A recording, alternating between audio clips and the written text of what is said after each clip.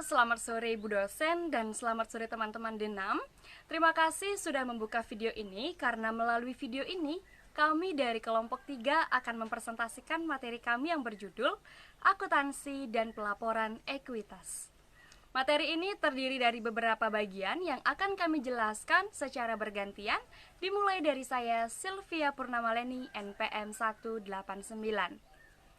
Nah, yang pertama kita akan mengetahui pengertian ekuitas. Ekuitas adalah hak residual atas aset perusahaan setelah dikurangi semua kewajiban. Berdasarkan sumbernya, ekuitas dibagi menjadi 4, antara lain penyetoran modal dari pemilik, saldo laba yang berasal dari hasil usaha, modal penilaian kembali aset, dan modal donasi. Kemudian yang kedua, kita akan membahas tentang konsep modal dan pemeliharaan modal. Konsep modal sendiri dibagi menjadi 2 bagian, yaitu konsep modal keuangan dan konsep modal fisik. Menurut konsep modal keuangan, ekuitas suatu entitas adalah aset bersih yang diukur berdasarkan jumlah uang yang diinvestasikan. Sedangkan menurut konsep modal fisik, modal diartikan sebagai kapasitas produktif suatu entitas berdasarkan jumlah unit produk yang dihasilkan per hari. Kemudian, kita akan lanjut pada konsep pemeliharaan modal dan penentuan laba rugi. Ada 2. Yang pertama adalah pemeliharaan modal keuangan. Menurut konsep ini, laba rugi suatu entitas dihitung dengan membandingkan aset bersih awal dan akhir periode setelah dikurangi transaksi keuangan dengan pemilik modal. Kemudian yang kedua adalah pemeliharaan modal fisik. Menurut konsep ini, laba rugi suatu entitas diperoleh bila kapasitas produktif fisik akhir periode melebihi awal periode, tentunya setelah dikurangi dengan semua penyetoran dari dan pendistribusian kepada pemilik. Dan konsep ini menekankan perbedaan pengertian antara imbal hasil atas modal dan pengembalian modal, di mana imbal hasil atas modal menekankan pada laba real, yaitu kapasitas operasi akhir harus melebihi awal periode. Sedangkan pengembalian modal lebih menekankan pada nilai nominal aset neto. Sekian presentasi dari saya, kemudian akan dilanjutkan oleh rekan saya. Oke, perkenalkan, nama saya Putu Satya Dewi, NPM 18331210504.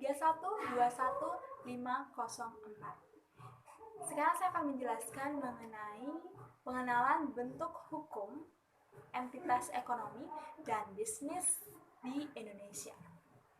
Sebelum lebih lanjut, kita harus mengetahui apa itu entitas ekonomi. Secara dalam arti luas, entitas ekonomi merupakan suatu entitas ataupun perusahaan yang mana dalam pelaksanaan operasinya itu tidak lepas dari masalah ekonomi maupun masalah keuangan. Kemudian dalam arti sempit, entitas ekonomi itu sendiri merupakan suatu perusahaan yang mana bermotif untuk mencari keuntungan ataupun laba. Kemudian selanjutnya adalah contoh dari entitas ekonomi ataupun bisnis dan juga peraturan yang mengatur. Pertama itu adalah entitas yang bukan merupakan badan hukum. Antara lain ada perusahaan perseorangan, kemudian yang kedua ada persekutuan perdata, kemudian ada firma, dan juga ada CV atau persekutuan komanditer. Nah, yang pertama itu perusahaan perseorangan diatur dalam peraturan daerah. Kemudian yang kedua, persekutuan perdata diatur dalam KUHP. Kemudian yang ketiga, firma, dan yang keempat adalah CV, itu sama-sama diatur dalam KUHD, Kitab Undang-Undang Hukum Dagang. Kemudian selanjutnya itu adalah entitas yang yang merupakan badan hukum. Antara lain ada PT, kemudian PT terbuka, kemudian ada persero, ada PT umum, koperasi, dan yayasan. PT dan PT terbuka ini diatur dalam Undang-Undang Nomor 40 Tahun 2007. Kemudian PT umum dan juga persero itu diatur dalam Undang-Undang Nomor 19 Tahun 2003. Kemudian koperasi itu diatur dalam Undang-Undang Nomor 25 Tahun 1992. Kemudian yayasan itu diatur dalam Undang-Undang Nomor 28 Tahun 2004. Subjek hukum itu maksudnya adalah orang ataupun badan hukum yang dianggap secara sah dapat melakukan tindakan hukum. Kemudian badan hukum itu sendiri merupakan organisasi atau entitas yang dianggap sebagai subjek hukum. Contohnya ada BUMN, ada PT, koperasi, yayasan, dan lain sebagainya. Materi selanjutnya adalah entitas yang bukan merupakan badan hukum. Seperti yang sudah saya jelaskan tadi, ada 4 entitas. Yang pertama itu ada perusahaan perseorangan, kemudian yang kedua itu ada persekutuan perdata, kemudian yang ketiga ada firma, kemudian yang keempat adalah CV atau persekutuan komanditer. Yang pertama, perusahaan perseorangan merupakan suatu entitas atau usaha yang dibangun oleh seseorang di mana ia dibantu oleh anggota keluarganya. Biasanya bersama-sama membangun perusahaan itu bersama anggota keluarganya. Kemudian yang kedua, itu ada persekutuan perdata. Itu adalah suatu perjanjian yang dilakukan oleh 2 orang ataupun lebih untuk mencari laba secara bersama. Kemudian masing-masing sekutu diwajibkan untuk memasukkan modal, baik itu berupa uang maupun aset lainnya. Kemudian yang ketiga, itu ada firma. Firma merupakan suatu perserikatan yang didirikan untuk melakukan pelaksanaan operasional perusahaan secara bersama-sama di bawah atas satu nama yang sama. Kemudian yang terakhir, itu ada persekutuan komanditer atau CV, merupakan perkembangan dari firma. Jadi dia sama-sama ikut bertanggung jawab terhadap suatu perusahaan tersebut, namun ada satu atau beberapa sekutu yang diam, di mana ia hanya memberikan modal saja dan tidak ikut terjun langsung dalam operasional perusahaan tersebut, yang biasanya kita sering mendengarnya sebagai pemegang saham. Kemudian selanjutnya akan dijelaskan oleh teman saya.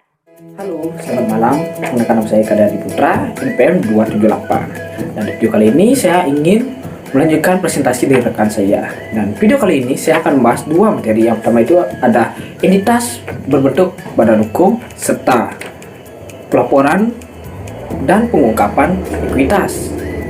Baik, yang pertama saya akan membahas entitas berbentuk badan hukum. Nah, apa itu entitas berbentuk hukum? Nah, pasti dalam pikiran kalian itu ada kaitannya dengan peraturan, undang-undang, kebijakan maupun pasal. Nah, dalam hal ini definisi dari entitas berbentuk hukum itu adalah suatu entitas yang berlaku pada subjek hukum yang mandiri untuk tindakan hukum, yang sering dikenal dengan sebutan PT atau perseroan terbatas, PT TBK perseroan terbuka, Perum atau perusahaan umum, serta yayasan. Dan dalam hal ini entitas berbentuk hukum ada kaitannya dengan PT. Nah, selanjutnya saya akan menjelaskan apa itu PT.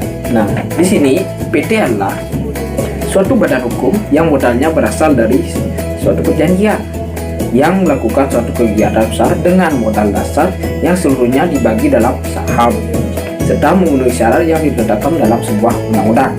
Dan dalam hal ini PT diatur dalam Undang-Undang Nomor 40 Tahun 2007 tentang PT serta peraturan pelaksanaannya. Baik, untuk materi yang kedua itu adalah pelaporan dan pengungkapan ekuitas. Dan dalam materi ini saya akan menjelaskan dua bagian, yaitu yang bagian pertama ada pelaporan dan pengungkapan ekuitas untuk emiten atau perusahaan publik. Dan yang kedua, kewajiban pelaporan dan pengungkapan pada saat mulai mendaftarkan perusahaan sebagai emiten atau IPO. Dan yang pertama itu ada pelaporan dan pengungkapan ekuitas untuk emiten atau perusahaan publik. Artinya, suatu perusahaan yang terdaftar dalam bursa efek yang bertujuan untuk mencari dana dari bursa efek tersebut dengan melepas saham atau obligasi perusahaan itu sendiri, yang dikenal dengan sebutan emiten. Dan yang kedua itu kewajiban pelaporan dan pengungkapan pada saat mulai mendaftarkan perusahaan sebagai emiten atau IPO. Dan dalam hal ini terdapat 3 tahapan. Yang pertama itu ada struktur dan rincian modal saham harus dimiliki penyatakan modal saham yang diajukan dalam sebuah modal dasar. Yang kedua, yaitu laporan keuangan harus diperiksa oleh anggota publik. Dan yang terakhir yaitu kebijakan dividen harus direncanakan termasuk persentase dan jumlah laba bersih. Dan untuk materi selanjutnya akan dilanjutkan oleh rekan saya. Perkenalkan, nama saya Putri Wismandi Adi Putra, NPM 18 33 12 12 67.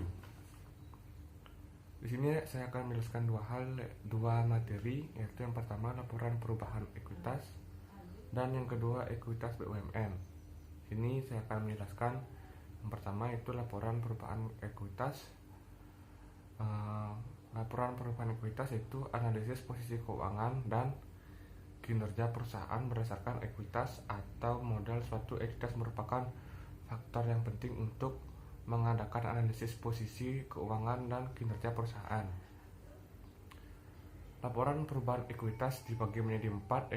Yang pertama yaitu rasio liabilitas terhadap ekuitas, yang yaitu digunakan untuk mengukur solvabilitas perusahaan. Yang kedua, tingkat imbal hasil ekuitas,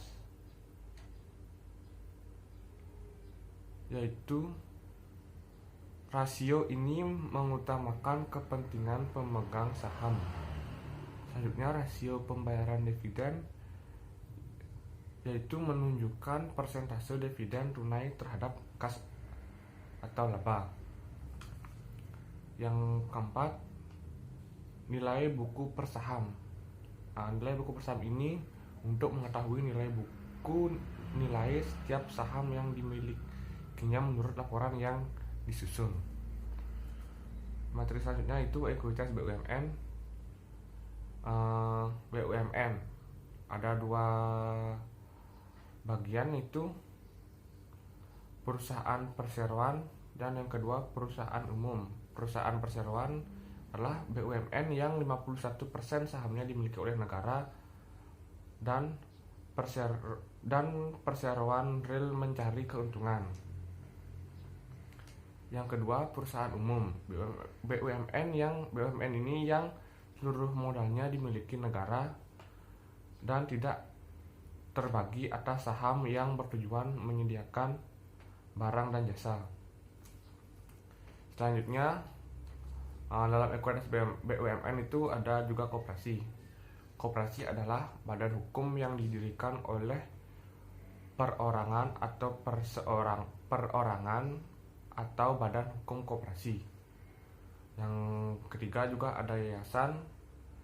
Yayasan adalah badan hukum yang terdiri atas kekayaan yang diperuntukkan untuk mencapai tujuan tertentu di bidang sosial, agama, dan kemanusiaan.